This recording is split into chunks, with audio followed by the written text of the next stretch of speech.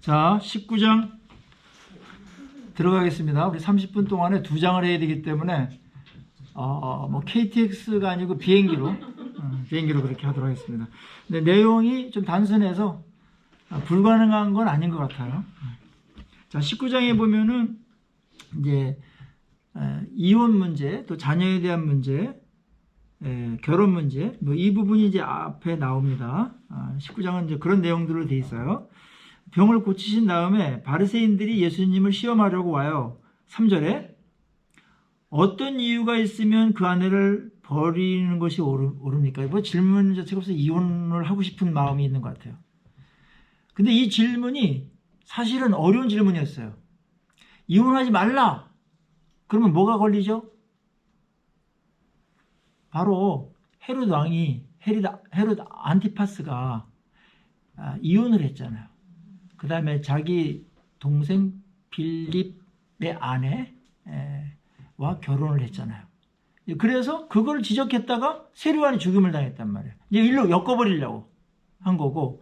그래서 성경은 이혼을 지지하지 않는데, 이혼해도 된다 이렇게 말하기도, 이건 안 돼. 요즘 그렇게 하실 리도 없지만, 그 양쪽에 이래도 저래도 다 걸리게끔 시험한 거예요. 이제 요 사람들이 이제 그런 머리들이 있어요. 그냥 하는 것 같아도 굉장히 날카롭고 아주 많이 연구해가지고 한 질문이었는데, 예수님께서 그거를 어떻게 대처하시나 볼까요?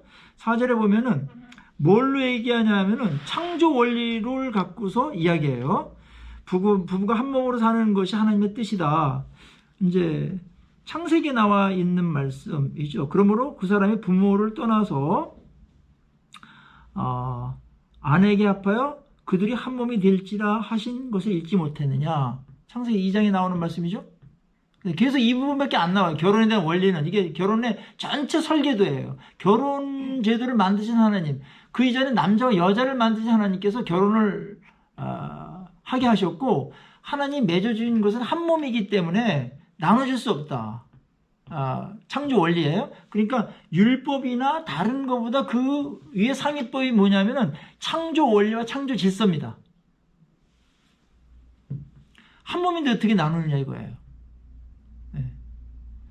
그러니까 결혼의 목적은 행복이 아니에요.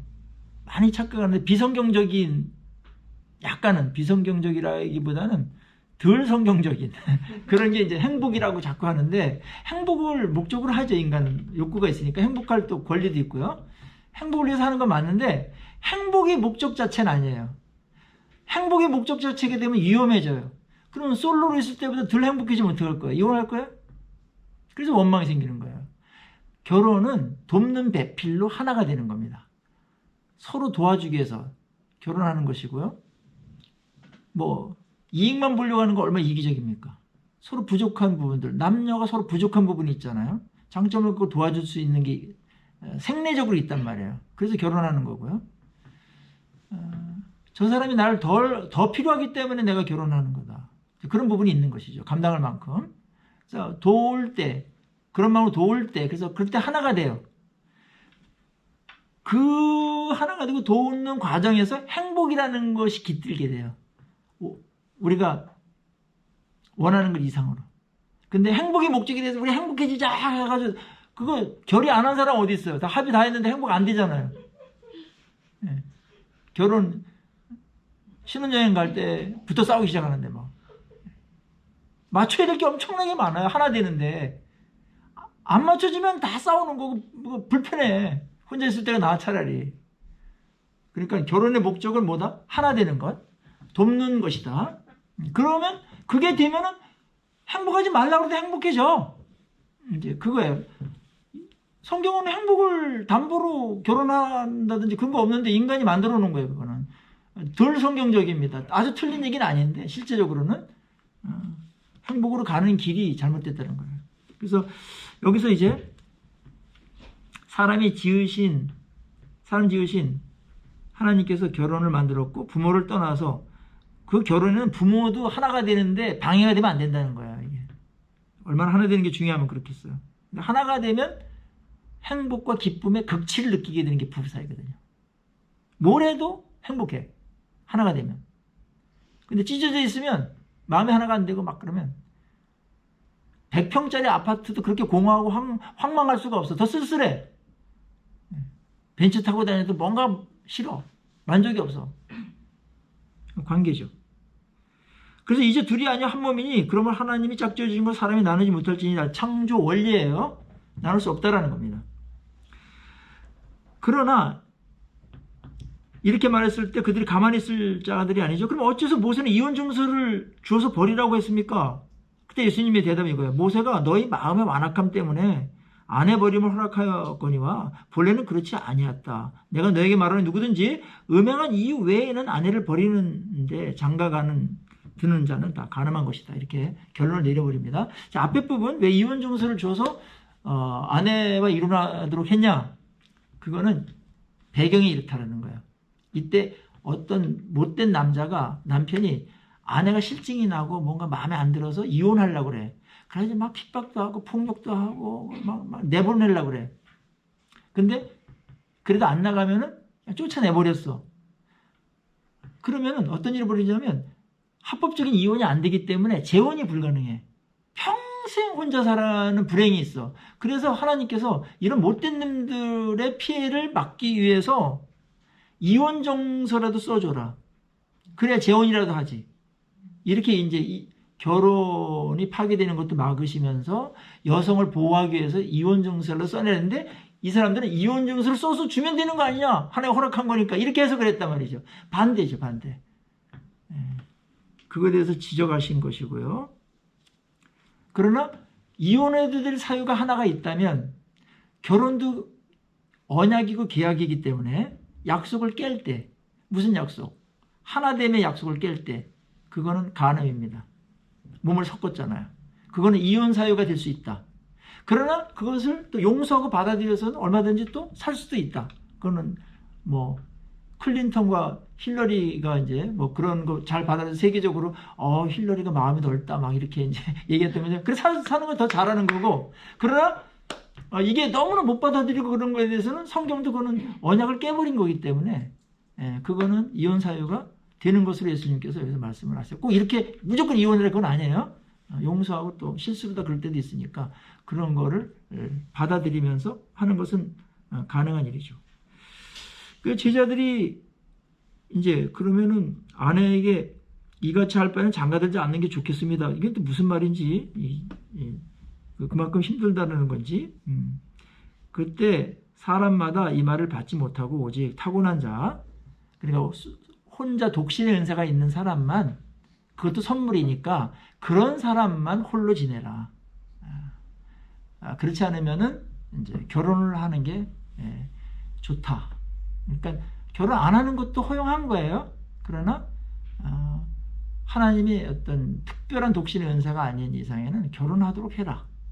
그렇게 이야기를 했고 그런데 이제 우리가 믿는 사람하고 결혼을 해야 되니까 자매들이 남자가 별로 없어. 성비가 너무 낮아. 이럴 때는 어쩔 수 없이 홀로 지내는 사람들도 생길 수도 있겠죠. 그 일본의 KGK라고 그 선교단체가 있는데 기독교 거기는 자매들이 예수를 믿을 때 혼자 살 걸 각오하고 영접을 해요. 진짜 하나님의 딸들이죠. 하나님께서 위로하실 거고요. 그다음에 또 어떻게 또 결혼도 또 해서 사는 사람들 많고. 근데 기도하면서 하나님께서 한 명만 있으면 되니까 기도하시면서 가시면 좋을 것 같습니다. 어린아이들 안수하고요.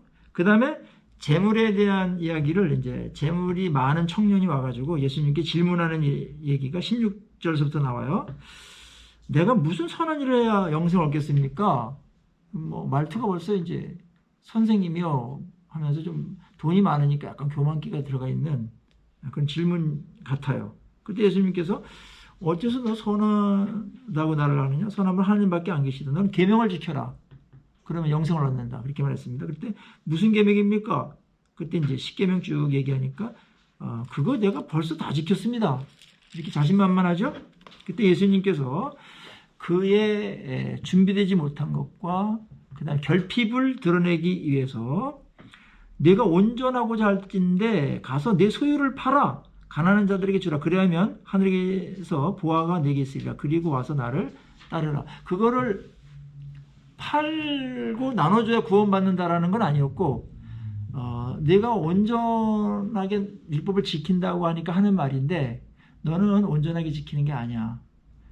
그걸 증명하려면 네가 있는 재물을 다 팔고서 나를 따라와라. 그때 이 청년이 근심하면서 떠나갔죠. 쓸쓸한 뒷모습을 우리가 보게 됩니다. 근데 이 사람은 구원 대신에 물질, 또 예수님보다는 경제적인 것을 선택했죠. 결정적인 순간에 자기가 가장 사랑하고 있는 것이 영생이나 예수님을 따르는 것이나 천국이 아니고 물질이라는 것을 증명해낸 거예요, 이 사람은. 그러니까 말 갖고는 몰라요. 기도한 것 같아서 내가 그 사람인 것 같아요. 근데 뭘 선택할 때, 결정할 때 보면 그 사람이 나타나거든. 그래서 뭘 결정하기 전까지는 장담하지도 말고 믿지도 마세요. 물론 고백이 앞서가고 뭐 그러는 거 안 하는 것보다 좋을 수 있지만은 진짜 내가 누군지, 진짜 그 사람이 뭔지는 결정하는 걸 보고서 여러분이 판단해야만 맞습니다. 이 젊은 청년 같으면 대단한 것 같은데 주님께서는 딱 보니까 아니었거든요. 그래서 그 사람의 실체를 드러내기 위해서 진짜 더 중요한 게 뭔가를 그가 스스로 인정하게 하기 위해 가지고 이런 질문을 던지셨고, 그는 거기서 발걸음을 돌렸습니다. 그래서 이제 예수님께서 제자들에게 이렇게 말해요. 그걸 돌아가는 것을 보면서 부자가 천국에 들어가기 얼마나 어려운지, 낙타가 바늘 꿰 들어가는 것이 부자가 하나님 나라에 들어가는 것보다 쉽다. 불가능하다는 얘기처럼 들리잖아요. 그냥 과장이에요. 과장, 비유로. 그러니까 제자들이 놀라면서 누가 그럼 구원 얻습니까? 이때는 이런 게 있었어요. 부자는 저 사람이 신앙이 좋고 하나님께 잘 보여가지고 축복을 받아가지고 부자가 됐다. 이런 그 신학이 있었어. 신학이. 그래서 부자가 얼마나 오만방자했겠어요. 에? 돈도 많아, 신앙도 인정받아. 가난한 사람 반대로 막 나는 하나님께 인정도 못 받아. 돈도 없어.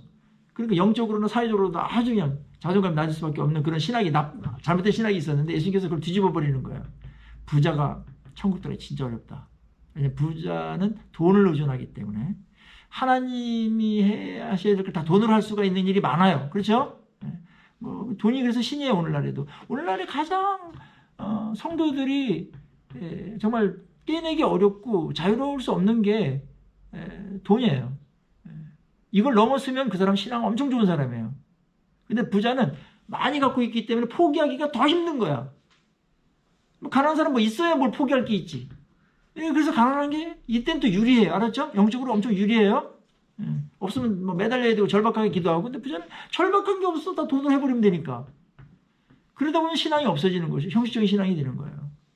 근데 부자이면서 신앙 좋은 사람들 보면은 정말 겸손하든지 아니면 죽을 고비를 넘겼든지 아마 굉장히 심각한 어떤 문제, 인간의 한계 상황에 어떤 일들을 갖고 있든지 뭐가 장치가 있는 사람들이더라고 보니까.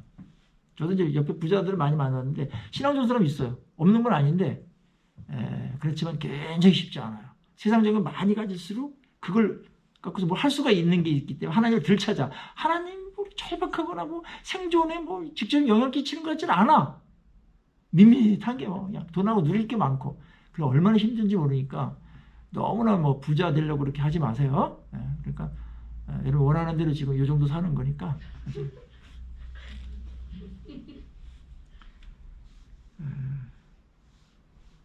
그러자 이제 베드로가 이제 또 잘난 체 한번 해야 되잖아요. 27절에 베드로가 대답하여 이르되 보소서 우리가 모든 것을 버리고 주를 따라 싸운데 그런즉 우리가 무엇을 얻으리까 이랬습니다. 그때 주님께서 그걸 받아 사실이거든요. 그때 두 가지 보상을 얘기해요. 하늘에서의 받을 보상, 내가 통치하고 영광스러운 일에 동참하게 될 것이다라는 그런 굉장히 영광스러운 보상이 하나 있고, 그 다음에 이 땅에서도 29절에 또 내 이름을 위하여 집이나 형제나 자매나 부모나 자식이나 전투를 벌인 자마다 여러 배를 받고 영생을 상속한다. 그러니까 이 땅에서도 포기한 것에 대해서 하나님께서 아신다.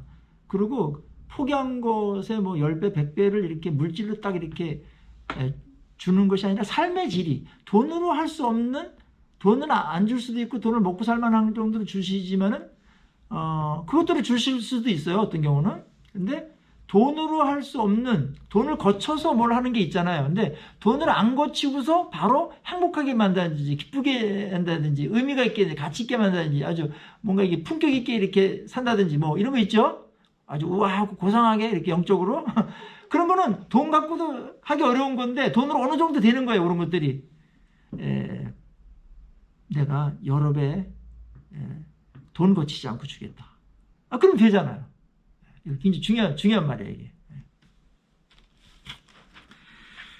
우리는 돈으로만 줘서 돈으로 거쳐가지고 해야 되는 것만 아는데 그렇지 않습니다. 돈 거치지 않고 그냥 돈으로 막 살 수도 없는 거, 돈으로 겨우겨우 막 엄청난 돈을 들어야만 누릴 수 있는 그런 거 있잖아요. 기쁨이라든지 만족이라든지 행복이라든지, 그죠? 예. 더 건강한 삶이라든지 영적으로 정말 이게 능력 있게 살아가고 다른 사람에게 복이 되는 그런 삶을 살아간다든지 이런 것들이 돈으로 갖고는 할 수가 없어요. 돈으로 갖고는 한계가 돼 그만큼 양질의 것이 안 나오는데 그거로 다 해서 삶의 질을 내가 몇 배, 몇십 배 좋게 만들어 주겠다. 그거는 우리 모두에게 대한 약속입니다. 포기했을 때, 돈을 넘어섰을 때. 야, 저도 이제 이거 누려요. 많이 누리는데 하여튼 마음껏 누리시라고 하나님께 주신 거. 누리는 거면 여러분의 것이니까 줬는데도 못 누리고 또 막 비교해가지고 또 막 입 튀어나와가지고 줬는데도 그냥 10배 줬는데도 그걸 몰라. 귀한지 몰라. 매일 돈만 바라보고 있어. 예. 영적 IQ가 좋아야 돼. 자, 20장 포도원 품꾼들의 얘기하는데 역시 이제 물질과 관련된 비유가 계속 나와. 예수님이 물질에 대한 비유를 70% 이상, 비유에 70% 이상 물질을 소재로 했어요. 그만큼 물질이 중요하고 잘 처리해야 된다는 거예요. 그게. 이거는 우리가 알죠? 어떤 주인이 있는데 하루에 한 데나리온씩 품꾼 약속했는데 제3시에, 제6시에, 제9시에, 제11시에, 그러니까 우리 시간으로 하면 6시간 더 하면 돼요. 9시, 12시, 3시, 5시에 일꾼들을 찾아갔어요. 이 사람들은 인력 시장에서 누가 써야 돼. 그래야 하루 일당을 벌어서 가족들을 먹여 살리는 일을 할 수 있는 가장들인데 9시에 하는 거에 정상적이죠. 한 데나리온. 근데 이제 이상해지기 시작해요. 3시간 지난 12시에 또 가보니까 또 있어. 그래서 데리고 왔고, 그 다음에 뭐 거의 끝나기 몇 시간 전, 3시간 전에 또 가니까 또 있어. 사람들이 아직도 거기 있어. 일을 누가 안 시켜가지고. 그래서 너희들 와라. 한 데나리온 주겠다. 그러니까 한 데나리온 말은 안 했어. 됐고. 그 다음에 5시, 이제 1시간 전이에요. 퇴근 1시간 전에 왔는데, 거기 또 있어. 그 사람 데리고 왔다. 자, 이제 일을 기쁘게 막 했죠? 이제 행복한 어떤, 포도원이죠? 직장이죠? 한 데나리온. 그 다음에, 나중에 온 사람들은, 얼마 받을지 몰라, 아직. 근데 나를 써준 것만 해도 감사하면서 막 했어. 근데 첫 번째 온 사람들만 한 데나리온 약속한 거예요.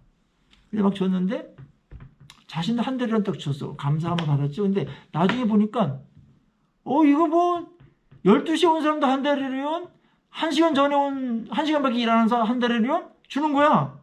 그래서 감사했던 마음을 확 달아나 버렸어. 왜 그래? 첫째, 비교의식. 예.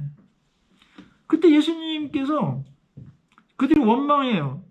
처음 온 사람들 원망해. 맨 처음 감사함으로 일했던 사람들이죠. 원망해요.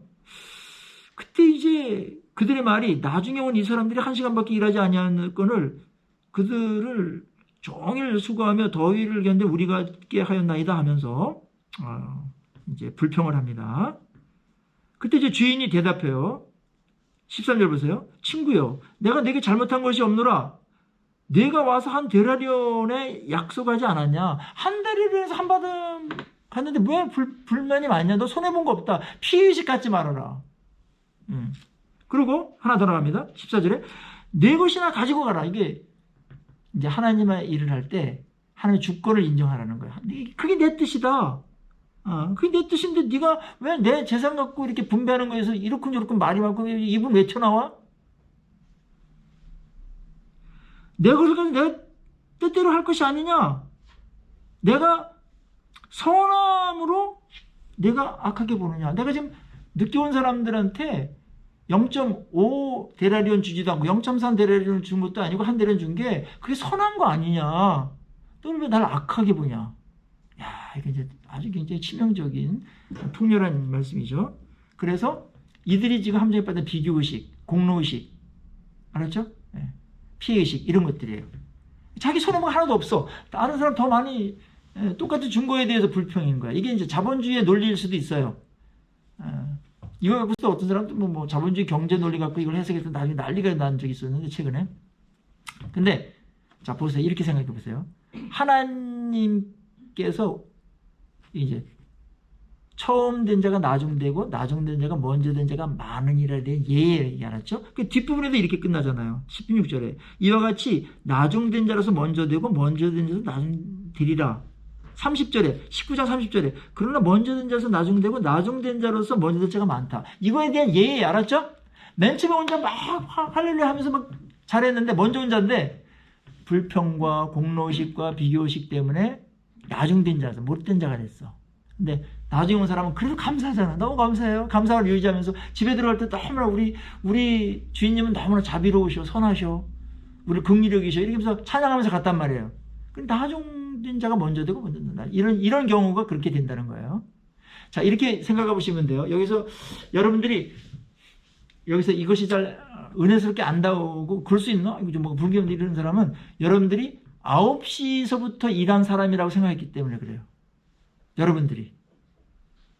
근데 우리는 9시에 온 사람도 있지만 끝나기 1시간 전에 온 사람도 있어요. 그리고 이렇게 생각해 봅시다. 여기에 5시에 온 사람, 끝나기 1시간 전에 오늘은 허탕치고 집에 가서 처자식들 어떻게 대하지?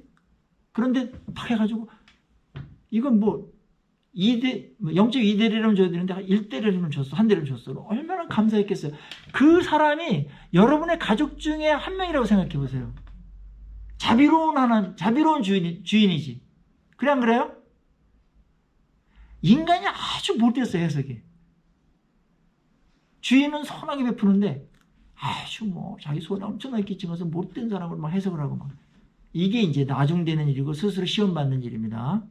그러니까 우리가 예수를 처음 믿었는데 1년 전에 뭐 막 술 고동패기도 하고 뭐 세상 짓 다 하다가 와갔는데 복을 많이 받아. 그냥 뭐 애들도 좋은 학교 합격되고 뭐 그다음에 뭐 돈도 잘 벌고 뭐 건강까지 하고 뭐 또 남편 사랑까지 그렇게 받고 시어머니 사랑까지 받으면서 해야 돼. 근데 나는 집에 가면 남편도 그렇고 애들도 그렇고 막 근데 하나님 전 뭡니까? 막 이렇게 할 때 있죠. 그게 이제 나중되는 비결이 알았죠? 뭐긴 뭐예요? 하나님 백성이지. 자, 때가 있고 하나님께서 하시는 게 있어요. 부족함이 없으니까. 여러분 손해본 거 하나도 없어요. 그거 샘내거나 그러지 마시고 다른 걸 사람과 비교하면은 하나님 주신 것도 못 누려요. 사탄이 많이 쓰는 카드니까 여기에 말려들지 마세요. 다른 사람 잘 되면 하나님 찬양하고 야 저랬는데 하나님께서 진짜 불쌍히 여기셨나 보다. 너무나 감사하다. 나는 그래도 믿음이 좋아가지고 견딜만 하니까 저런데 믿음이 약해가지고 저렇게 또 하시나 보다 이러면서 그렇게 어리니까 그렇게 할 수도 있거든요. 불쌍하니까 불쌍하니까 이렇게 준 거니까. 알았죠? 여기서 또 아멘 잘 안 할 것 같아요.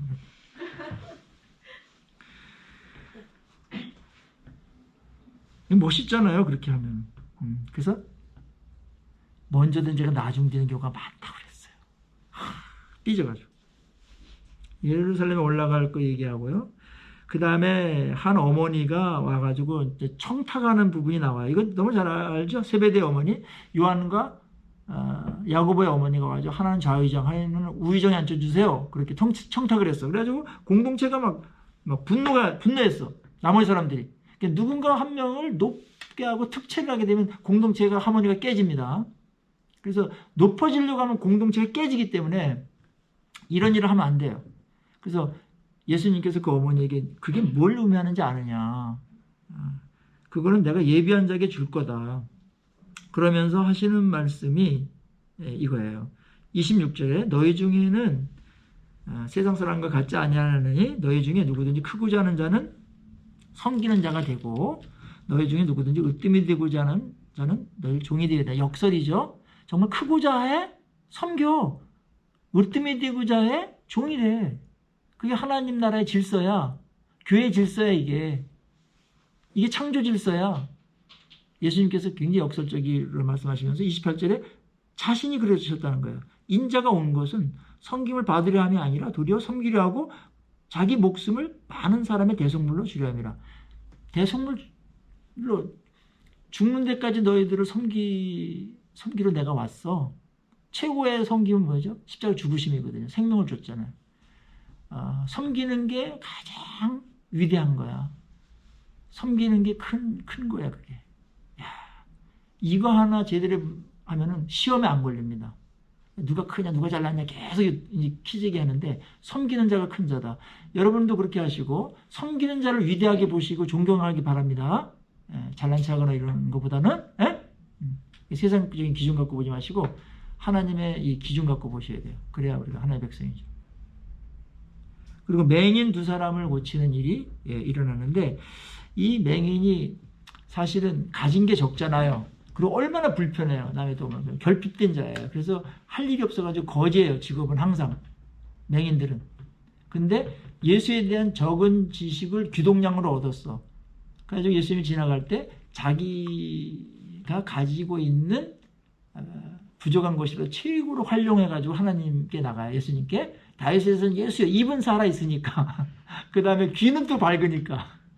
그 다음에 발도 그래도 성해요. 앞을 못 보지만은. 나갔어요. 다윗은 예수여 저를 불쌍히 여겨주십시오. 그때 주변에 있는 자들이 막 말했어. 이 거지가 여기 니네들 낄 때가 아니야. 꺼져. 막 그랬을 때 그거에 대해 아랑곳하니 더 세게 불렀어요. 다윗은 저를 불쌍히 여겨주십시오. 왜냐면 지금 이때를 놓치면 안 돼. 절박하게 부르짖었어요. 그때 예수님께 오라고 그랬어요.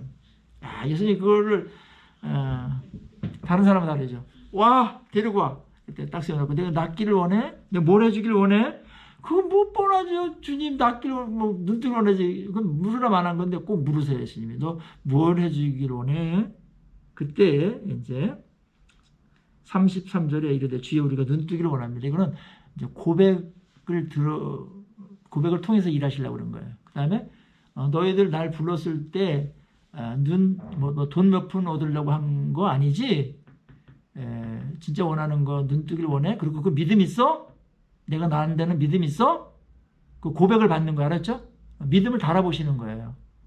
그래서 뜨기를 원합니다. 그럼 믿음을 이제 확인하고 그랬을 때 예수님께서 불쌍히 여기서 34절에 그들의 눈을 만지신 불쌍히 얼마나 이게 따뜻하게 만졌겠죠. 이걸 오래도록 이렇게 깜깜해가지고 이렇게 그것이 그들에게 너무나 불행을 가져다줬던 눈을 만지시니 곧 보게 되어 그들이 예수를 따르니라. 자, 여기서 얻을 수 있는 교훈. 우리가 합당한 핑계. 나는 뭐가 없어서 못해. 믿음의 생활도 그렇고 하나님 봉사하는 것도 그렇고 신앙도 그렇고 부족한 것에 핑계거리를 만들면 우리는 합당한 핑계거리를 뭘 안 할 수 있어요. 누가 뭐라 그러지도 않아.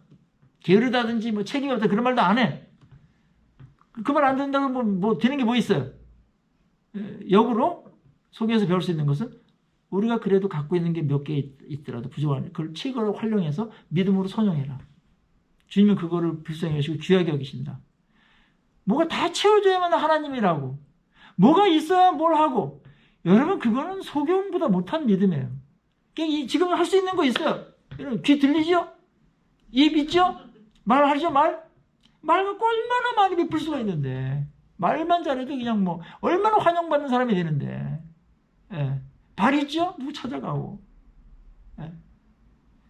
아직 우리는 가진 게 많죠. 그거를 믿음으로 복되게 그렇게 사용할 때 주님께서 그것을 복되게 하셔서 새로운 경지를 열어주신다. 그리고 주님은 이런 믿음으로 절박하게 기도하고 열정적으로 주님을 찾는 자를 한 번도 내친 적이 없다. 데리고 오라고 그래. 세상 사람 뭐라고 막 이렇게 무시하고 너 같은 게 이러지만 그들이 그걸 이겨냈어요. 그 무시함을 이겨냈어. 왜냐면 절박한 것 때문에 그것 때문에 기분 나빠. 내가 거기 안 나가면 내가 살지 못하나 이러면서 소경을 살면 되지 이렇게 자존심했다면 아무 일 벌어지지 않아. 핵심과 본질을 얻기 위해서는 우리는 거기서 자존심과 이런 거 내려놓고 가야 돼요. 알았죠? 기회가 있을 때. 그걸 주님은 기뻐하시고 그 열정을 믿음으로 받아주셔가지고 독대하셔서 많이 바쁘신데 오라 그래. 두 명 딱 세워놓고 낫기 원해? 너네들? 얼마나 따뜻해요. 낫기를 원합니다. 그래 내가 이럴 일을 하기 위해서 왔어. 잘 왔어 너희들. 어떤 사람이 있어요. 문둥이들. 원하신다면 저를 구원해 주십시오. 원하고 말고 내가 일하러 왔는데 안 찾아서 그렇지. 하나님께 믿음을 갖고 합당한 핑계거리들에 의해서 지배당하지 마시고 있는 것이라도 활용하면 얼마든지 위대한 일들을 믿음 안에서 할 수 있고 하나님은 그것을 사용하신다. 모든 것도 다 가진 사람도 없다. 기억하시고요. 있는 것을 가지고서 선용하셔서 하나님 안에서 아름다운 삶 사실 주의 이름으로 축복합니다. 네, 강의 마치겠습니다. 다음 시간에 보도록 하겠습니다.